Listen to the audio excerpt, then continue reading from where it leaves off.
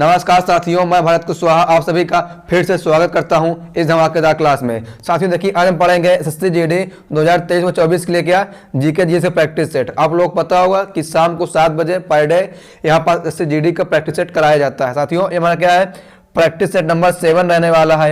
इससे पहले हमने क्या सभी प्रैक्टिस सेट को कर लिया है।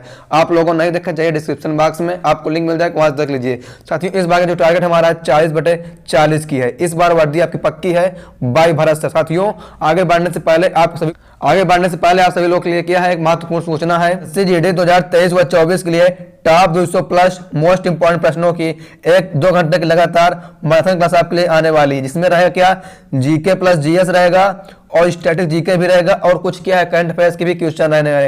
एक नजर में सब कवर होने वाला है। साथियों बता दें ये क्लास आपकी कब होने वाली है, तो ये क्लास आपकी होगी 14 जनवरी, ठीक है 14 जनवरी 2024 को शाम 7 बजे। आप सभी लोग जुड़ना मत भूलें, ठीक है शाम 7 बजे इस क्लास में जुड़ना ना भूलें। आई वीडियो में आगे बढ़ते हैं और क्या है साथियों, बढ़ते हैं आज के पहले प्रश्न की ओर और देखते हैं आज का पहला प्रश्न। आज का हमारा पहला प्रश्न है, कह रहा है किस क्रिकेटर को 2023 में अर्जुन पुरस्कार से सम्मानित किया गया है। ठीक है ध्यान से देखना, बात इस कर रहा है क्रिकेटर की। ए नंबर आपका विराट कोहली है, बी रोहित शर्मा, सी है पारुल चौधरी, या ऑप्शन नंबर डी आपका मोहम्मद शमी। साथियों बताया सही उत्तर इसका जो आपका option number D Mohammed Shami बिल्कुल सही हो जाएगा। ठीक है मोहम्मद शमी को हाल ही में अर्जुन पुरस्कार से सम्मानित किया गया है। साथियों आपसे क्वेश्चन ये पूछ सकता है कि अर्जुन पुरस्कार की राशि क्या होती है। ठीक है अर्जुन पुरस्कार की राशि तो बता दें आप लोगों को, इसमें क्या है 15 लाख रुपए। ठीक है 15 लाख रुपए के साथ साथ एक कांस्य की प्रतिमा दी जाती है। इसमें क्या है अर्जुन धनुष लिए बने होते हैं। ठीक है तो क्वेश्चन आपके लिए वेरी मोस्ट इंपॉर्टेंट, आप लोग इसको स्टार बना लीजिए क्योंकि करंट का क्वेश्चन है और बहुत ही महत्वपूर्ण है, आने की संभावना इसकी बहुत ज्यादा है। साथियों आइए चलते हैं अगले प्रश्न की ओर और देखते हैं साथियों अगला प्रश्न। ठीक है सभी प्रश्न बहुत महत्वपूर्ण है लेकिन वो प्रश्न बहुत अत्यधिक महत्वपूर्ण है। फिर देखिए अगला प्रश्न आपका है, बुद्ध ने अपने जीवन की अंतिम वर्षा ऋतु कहाँ बिताई थी। ठीक है गौतम बुद्ध की बात कर रहा है। ए नंबर है गया, वी है वैशाली में, सी है कुशीनगर में, या डी आपका सारनाथ में। ठीक साथियों देखिए सही उत्तर इसका बात करें, इसका सही उत्तर आपका ऑप्शन नंबर सी है कुशीनगर में। क्या है बुद्ध ने अपनी अंतिम वर्षा ऋतु बिताई थी, कहाँ कुशीनगर में। फिर साथियों आइए चलते हैं अगले क्वेश्चन की ओर और देखते हैं हम अगला प्रश्न। ठीक है देखिए अगला प्रश्न आपका है, दिल्ली का वह प्रथम सुल्तान कौन था। क्या दिल्ली का जिसने नियमित सिक्के जारी किए तथा, ठीक है और देखते हैं आगे क्वेश्चन क्या है देखते हैं, और तथा दिल्ली को अपने साम्राज्य की राजधानी घोषित किया। ठीक है नियमित सिक्के जारी किए और क्या है राजधानी घोषित किया, किसको दिल्ली को। देखते हैं सही उत्तर इसका, पहले आप देखते हैं इसका ऑप्शन। ऑप्शन ए है अकबर, ऑप्शन नंबर बी है इल्तुतमिश, ऑप्शन नंबर सी है बाबर और ऑप्शन नंबर डी आपका साथियों है बलबन। ठीक है आइए देखते सही उत्तर इसका क्या है।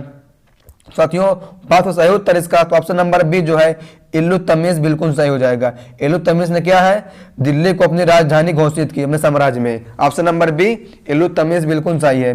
फिर साथियों आइए देखते हैं अगला प्रश्न, चलते हैं हम अगले प्रश्न की ओर और देखते हैं अगला प्रश्न। देखिए अगला प्रश्न आपका है, भारतीय वास्तुकला में सुर्खी ठीक है प्रारंभ हुआ।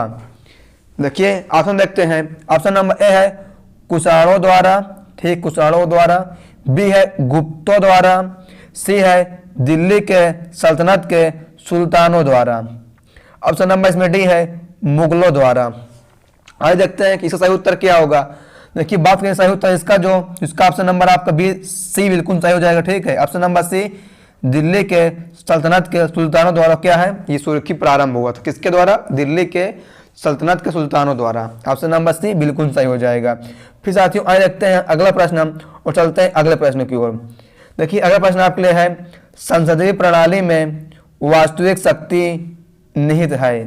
ठीक है क्वेश्चन समझ गए। अब देखिए ऑप्शन, ऑप्शन नंबर ए है सिविल सर्वेंट्स, क्या option number A civil servants, option B आपका राष्ट्रपति, ऑप्शन नंबर सी है मंत्रिमंडल, ऑप्शन नंबर डी है संसद। ठीक है देखिए अब देखते हैं सही उत्तर इसका क्या है। ठीक है सही उत्तर की बात करें इसका जो ऑप्शन नंबर सी, ठीक है मंत्रिमंडल बिल्कुल सही हो जाएगा। मंत्रिमंडल में वास्तविक शक्ति जो है वो निहित है। ऑप्शन नंबर सी मंत्रिमंडल सही हो जाएगा। फिर साथियों आइए देखते हैं अगला प्रश्न, चलते हैं अगले प्रश्न की ओर।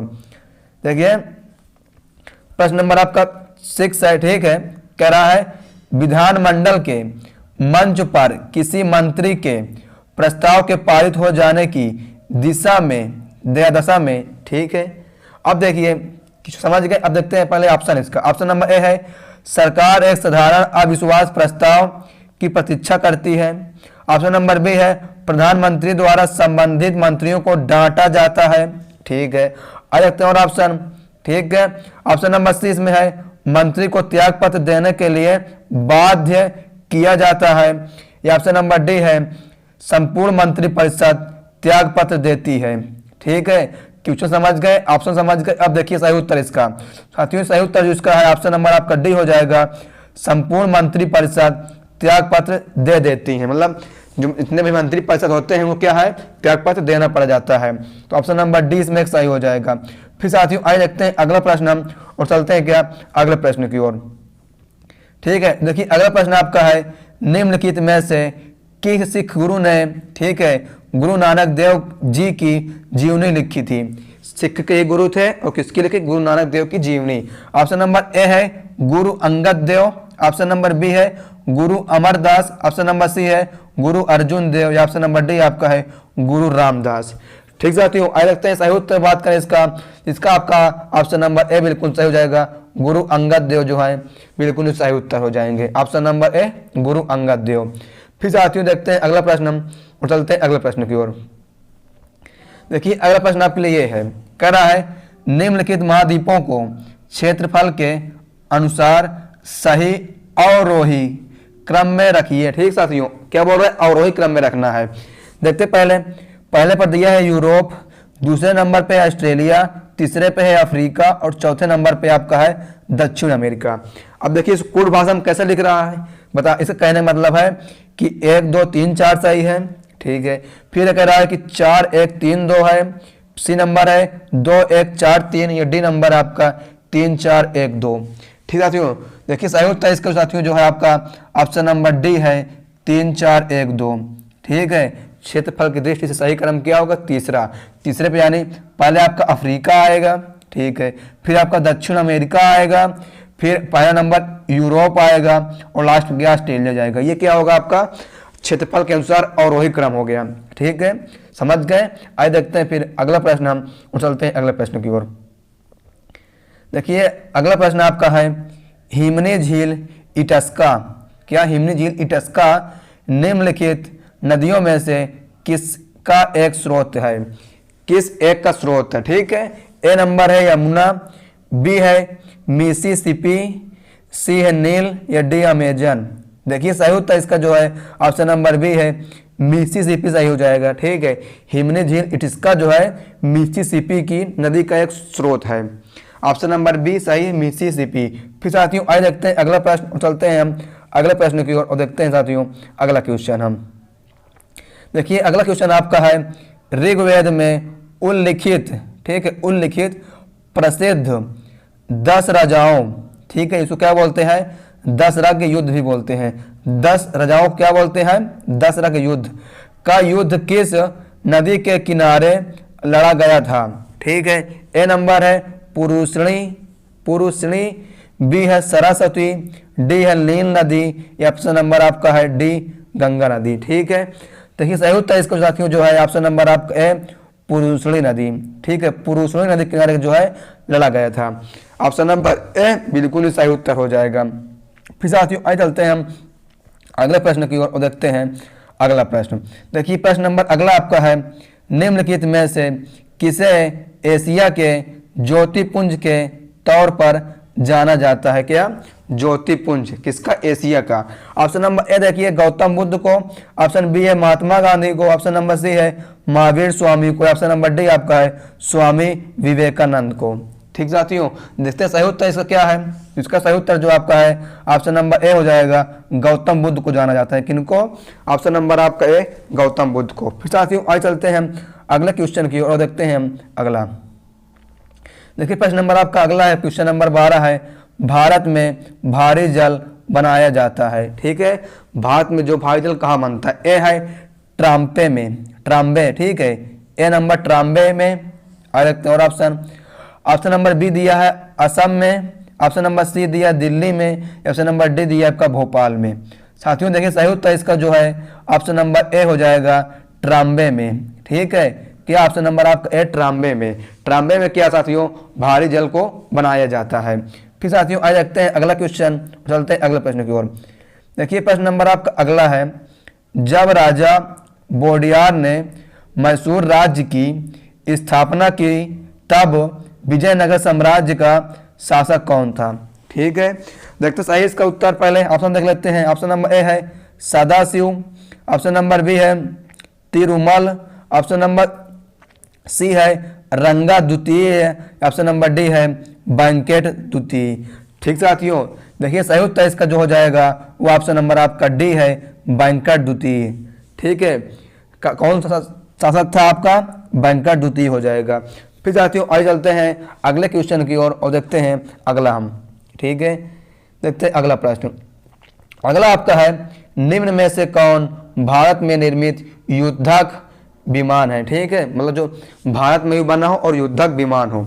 ऑप्शन नंबर ए देखिए आकाश, ऑप्शन नंबर बी है तेजस, ऑप्शन नंबर सी है विक्रांत, या ऑप्शन नंबर डी आपका है अर्जुन। ठीक है, आज देखते साहित्य उत्तर साथियों क्या होगा। तो बात सही उत्तर इसका जो, तो ऑप्शन नंबर आपको इसमें का बी सही है तेजस।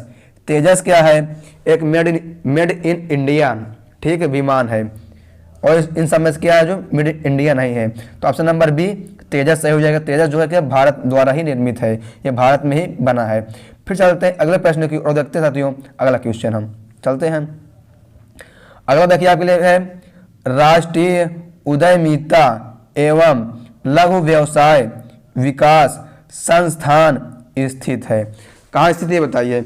ऑप्शन नंबर आपका ए है नई दिल्ली में, ऑप्शन बी है नोएडा में, ऑप्शन नंबर सी है बेंगलुरु में, या ऑप्शन नंबर डी आपका हैदराबाद। देखिए सही उत्तर इसका जो है ऑप्शन नंबर बी बिल्कुल सही हो जाएगा, नोएडा में। कहाँ है साथियों, नोएडा में स्थित है। फिर देखते साथियों अगला क्वेश्चन और चलते हैं अगले प्रश्न की ओर। देखिए अगला आपका है, भारतीय घास एवं चारा अनुसंधान संस्थान स्थित है। क्या बात कर रहा है, घास एवं चारा जो है अनुसंधान संस्थान स्थित है। ए नंबर है बीकानेर में, बी है जबलपुर में, सी है भोपाल में, या डी आपका झांसी में। देखिए सही उत्तर इसका साथियों जो है ऑप्शन नंबर डी बिल्कुल सही हो जाएगा, झांसी में है। घास एवं चारा अनुसंधान संस्थान कहाँ है आपका, झांसी में है। फिर साथियों आ जाते हैं अगला प्रश्न, चलते हैं अगले प्रश्न की ओर। देखिए अगला प्रश्न आपका है, द गोल्डन हाउस नामक पुस्तक के लेखक कौन है। ठीक है, ए है सलमान रुश्दी, बी है हामिद अंसारी, सी है अरुण जेटली, या डी आपका है किरण दोषी। ठीक है, आगे देखते सही उत्तर इसका जो साथियों बात सही उत्तर इसका ऑप्शन नंबर ए है सलमान रुश्दी बिल्कुल सही हो जाएगा। सलमान रुश्दी क्या है, द गोल्डन हाउस नामक पुस्तक के लेखक हैं। फिर आगे चलते हैं अगले क्वेश्चन की ओर और देखते हैं हम अगला प्रश्न। चलेंगे क्वेश्चन की ओर, देखेंगे प्रश्न। ठीक है, देखते साथियों अगला प्रश्न आपके लिए है, क्या रहा, यह है निम्नलिखित में से कौन इटली के एकीकरण से संबंधित नहीं है। ठीक है, देखते सही उत्तर इसका ऑप्शन नंबर ए है हिटलर, ऑप्शन नंबर बी है किरण दोषी, ऑप्शन नंबर सी है saint Simon, option number D आपका है इनमें से कोई नहीं। देखिए सही उत्तर इसका क्या होगा, देखते हैं। तो बात सही उत्तर इसका जो ऑप्शन नंबर इसमें का सी सही है, सेंट साइमन जो है वो क्या है, इटली के एकीकरण संबंधित नहीं है। कौन, सेंट साइमन। फिर साथियों आगे चलते हैं अगले प्रश्न की ओर और देखते हैं कि अगला प्रश्न। ठीक है, चलते हैं अगले प्रश्न की ओर। देखिए अगला प्रश्न आपके लिए है, ठीक है, केंद्रीय पर्यावरण वन और जलवायु मंत्री भूपेंद्र यादव ने किस तिथि को राष्ट्रीय डॉल्फिन दिवस के रूप में घोषित किया। ठीक है, क्वेश्चन समझ गए। अब देखिए ऑप्शन नंबर ए है 24 मार्च, बी है आपका 20 अप्रैल। ठीक है, और देखते हैं सी आपका है 5 अक्टूबर और डी आपका है 26 नवंबर। साथियों बात सही उत्तर इसका जो सही उत्तर इसका ऑप्शन नंबर आपका सी हो जाएगा, क्या, 5 अक्टूबर। ठीक है, 5 अक्टूबर को क्या है, डॉल्फिन दिवस घोषित किया गया है। आइए भी चलते हैं साथियों अगले प्रश्न की ओर और देखते हैं आज का लास्ट प्रश्न, क्योंकि आप लोग पता होगा एसएससी जीडी में जीके जीएस के आप कुल 20 प्रश्न ही मिलते हैं, तो हमने 20 प्रश्न कंप्लीट होने वाला है। अगला प्रश्न देखिए, अगला प्रश्न आपके लिए है, निम्नलिखित अभिलेखों में से किसमें अशोक का अभिलेख भी पाया गया है?